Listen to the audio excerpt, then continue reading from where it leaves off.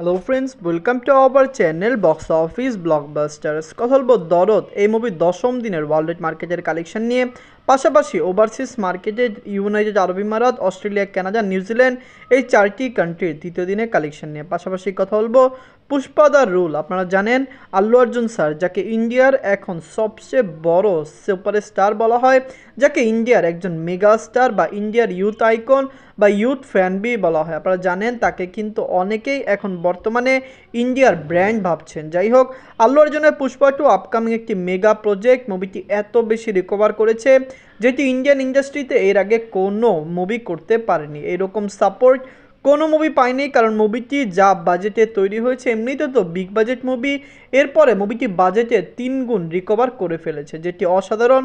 এর আগে অনেক ফিল্ম রিলিজ হয়েছে, সেটি বাহুবলী হোক, কেজিএফ হোক বা আর হোক, কোনো ফিল্ম এরকম রিকভার করতে পারেনি। কথা বলবো এই দুই টিমের কালেকশন নিয়ে। ভিডিও ভালো লাগে তো লাইক করবেন, এবং এখনও যদি বক্স অফিস ব্লগ বা চ্যানেলটি সাবস্ক্রাইব না করে থাকেন, সবার আগে সকল movie latest update plus box office collection জানার জন্য আমাদের চ্যানেলটি সাবস্ক্রাইব করে নেবেন। প্রথমে বলবো দরদ নিয়ে। বাজেট ছিল 10 কোটি টাকা। লিডার আপনারা জানেন global superstar Shakib Khan sir দশম দিন কমপ্লিট করে নিয়েছে। মুভিটি বাংলাদেশ, ইউএসএ, মালদ্বীপে দশম দিন কমপ্লিট করলো। মুভিটি ইউনাইটেড আরব ইমারাত, অস্ট্রেলিয়া, কানাডা, নিউজিল্যান্ডে নিজেদের তৃতীয় দিন কমপ্লিট করেছে। অনেকেই ওভারসিজ মার্কেটের কালেকশনে বসে রয়েছেন, কারণ আপনারা জানেন বাংলাদেশে মুভির কালেকশন অনেক বেশি কমে গিয়েছে, যেটি আগামী 2 সপ্তাহে আরও কমে যাবে। হতে পারে 1 সপ্তাহ বা 2 সপ্তাহ পরে বাংলাদেশের কালেকশন 10 লাখেরও কম আসুক, কিন্তু তারপরও ওভারসিজ মার্কেটের নতুন নতুন রিলেশনে রিলিজ হলে আমরা আশা করছি মুভিটি বক্স অফিসে ভালো কালেকশন আনতে পারবে। দরদ একটি মেগা প্রজেক্ট ছিল, একটি প্যান ইন্ডিয়া ফিল্ম ছিল। মুভির সকল কিছু ভেস্তে গিয়েছে। প্রথমত বাজে মার্কেটিং, যেটি মুভির কালেকশন কমিয়ে দিয়েছে। এরপরে মাত্র 3-4 দিন পরে মুভিটি পাইরেসির শিকার হয়েছে, যেটি কিন্তু মুভির কালেকশনকে আরও বেশি ড্রপ দেখা দিয়েছে। এদের দশম দিনে বাংলাদেশ থেকে আয় করেছে 52 লক্ষ টাকা, ইউএসএ মার্কেট থেকে আয় করেছে 11 লক্ষ টাকা, মুভিটি মালদ্বীপ থেকে আয় করেছে 2 লক্ষ টাকা।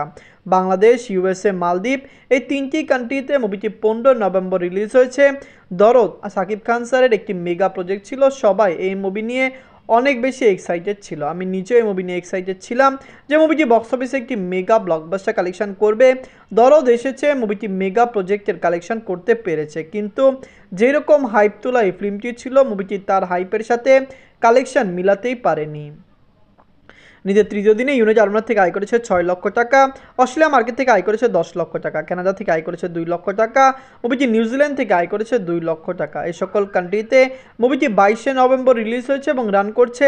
আপনারা জানেন অনন্য মামুন স্যার বলেছে বাংলাদেশে রিলিজ হওয়ার 14 দিন পরে, মানে 2 সপ্তাহ পরে মুভিটি ওয়ার্ল্ড মার্কেটের বিভিন্ন লোকেশনে রিলিজ হবে। অলরেডি মুভিটি 4টি কান্ট্রিতে রিলিজ হয়েছে, পাশাপাশি ইন্ডিয়াতে কবে রিলিজ হবে এটি দেখার বিষয়। নিজের দশম দিনে মুভিটি ওয়ার্ল্ড মার্কেট থেকে আয় করেছে 85 লক্ষ টাকা। টোটাল এই মুভির 10 দিনের কালেকশন হলো 14 কোটি 45 লক্ষ টাকা। আপনি জানিয়ে দেই এই মুভির কালেকশন 10 দিনে যা এসেছে, রাজকুমার এবং তুফানের কালেকশন এর চেয়ে অনেক বেশি এসেছে, কিন্তু আমরা আশা রাখছিলাম যে দরদ একটি মেগা প্রজেক্ট অবশ্যই বক্স অফিসে মেগা ব্লকবাস্টার কালেকশন করবে। Global superstar Shakib Khan sir এই ফিল্মটি লাইফ টাইমে কত টাকা আয় করতে পারে? সাকিব খান স্যারকে বাংলাদেশের ব্র্যান্ড বলা যেতে পারে, কারণ আপনারা জানেন মুভি জগতে তার মতো কাজ এখন কেউই করছে না। তার নাম ডাক, তার কাজের ধরন এবং তার মুভির মান অনেক বেশি উন্নতি হয়েছে, যেটি বাংলা ইন্ডাস্ট্রিকেও উন্নতি করছে। তার মুভি বক্স অফিসে এসে 20 কোটি 30 কোটি টাকা প্লাস বিজনেস করছে। তুফান তো 80 কোটি টাকা প্লাস বিজনেস করলো, যার কারণে কিন্তু সবাই অধীর আগ্রহে বসে রয়েছে যে দরদ লাইফ টাইমে কত টাকা আয় করতে পারে। এখন কথা বলবো পুষ্পা দ্য রুল নিয়ে। বাজেট হলো 400 কোটি রুপি। লিডার আপনারা জানেন আল্লু অর্জুন স্যার। আপনারা জানেন আল্লু অর্জুন স্যারকে বর্তমানে আইকন স্টার বলা হয়, তাকে ইউথ স্টার বলা হয়, স্টাইলিশ স্টারও আগে তাকে বলা হতো। আপনারা জানেন youth fan base Pushpa the রুলের কত বড় ফ্যান। পুষ্পা আপনারা জানেন যেটি প্রথমে হয়েছিল ফার্স্ট পার্ট, সেটি কিন্তু দর্শকরা অনেক বেশি সাপোর্ট এবং ভালোবাসা দিয়েছিল। ইন্ডিয়ান মার্কেটের একটি অনবদ্য ফিল্ম ছিল। বাহুবলী, কেজিএফ সিরিজের মতো পুষ্পাও অনেক হাইপে রিলিজ হয়েছে, যার কারণে পুষ্পা 2 নিয়েও দর্শকদের মনে অনেক উৎসুক রয়েছে। আমরা জানিয়ে দেই যারা এখনও পুষ্পার আপডেট জানতে চান, অনেকেই কমেন্ট বক্সে জানিয়েছেন পুষ্পার অ্যাডভান্স বুকিং প্লাস আপডেট দেওয়ার জন্য। আমরা জানিয়ে দিই পুষ্পার বাজেট 400 কোটি রুপি হলো। মুভিটি অলরেডি প্রি সেল দিয়েছে 1000 150 কোটি রুপি। আপনি জানিয়ে যে যেটি একটি অসাধারণ কালেকশন, কারণ মুভিটি অলরেডি 1150 কোটি রুপি প্লাস বা প্রিসেল দিয়েছে। মুভিটি বক্স অফিসে রিলিজ হলো, অনেকেই বলছে পুষ্পা ইন্ডিয়ার হাইস্ট গ্রোসিং ফিল্ম হবে। ইন্ডিয়ার হাইস্ট গ্রোসিং ফিল্ম আপনারা জানেন দাঙ্গাল, যেটির কালেকশন প্রায় 2000 কোটি প্লাস। সেখানে পুষ্পার কালেকশন অনেকেই বলছে 2000 কোটি প্লাস হতে পারে, এর চেয়েও বেশি হতে পারে। দাঙ্গালের রেকর্ড পুষ্পাকেও ভাঙতে পারে। প্রথমত ইন্ডিয়ান মার্কেটে সাউথ ল্যাঙ্গুয়েজ এবং হিন্দি মার্কেট মিলিয়ে মুভির আয় প্রায় 1200 কোটি রুপি প্লাস হতে পারে, যেখানে ওভারসিজ মার্কেট থেকেও পুষ্পা দা রুল ভালো কালেকশন আনতে পারে।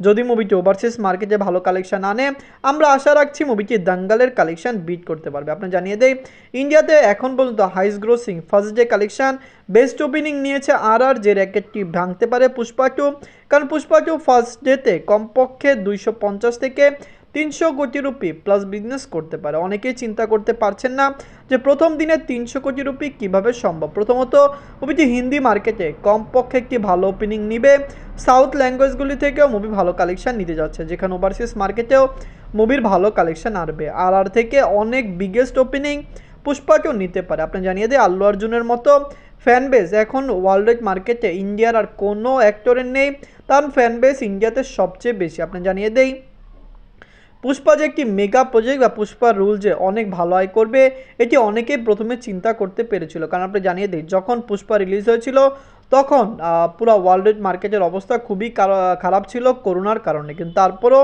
পুষ্পা কিন্তু ভালো কালেকশন করেছিল এবং বক্স অফিসে মেগা ব্লকবাস্টার হতে সক্ষম হয়েছিল। যাই হোক, পুষ্পা দা রুল আসছে 5 ডিসেম্বর। অনেকে জানে যে 6 ডিসেম্বর রিলিজ হবে, কিন্তু মুভির ডেট আপনারা জানেন এগিয়ে নেওয়া হয়েছে এবং মুভিকে 5 ডিসেম্বর রিলিজ করার কথা রয়েছে ওয়ার্ল্ড ওয়াইড মার্কেটে।